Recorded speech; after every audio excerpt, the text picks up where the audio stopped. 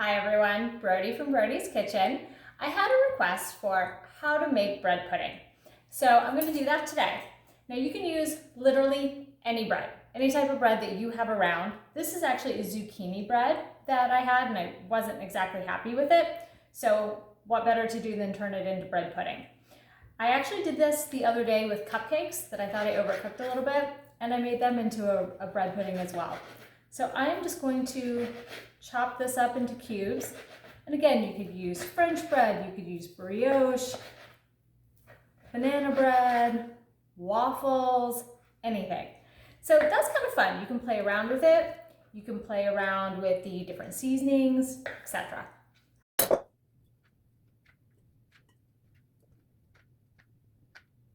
And here we have our cubed bread in our bowl. I'm going to set that aside and we're going to work on the custard mixture.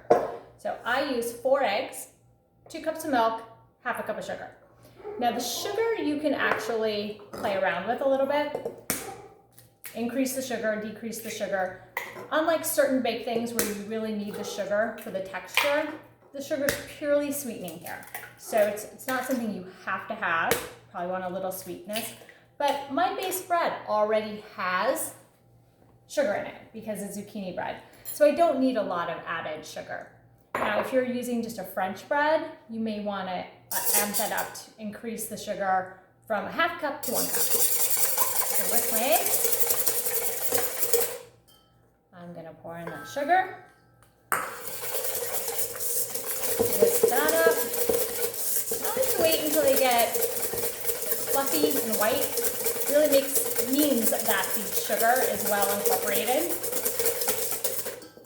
It's just nice and fluffy and white. I'm gonna add in the milk, 2 cups of whole milk, almond milk, oat milk, soy milk, coconut milk, whatever milk you use is fine, doesn't really matter.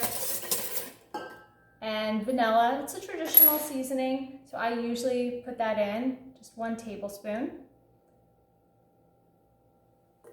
And again, this is where you can have fun with it, with some spices. You could put in cinnamon, you could add ginger, depending on what you're doing.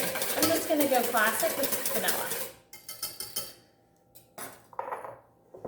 Have my bread cubes, and I'm just gonna pour this over it. Simple as that.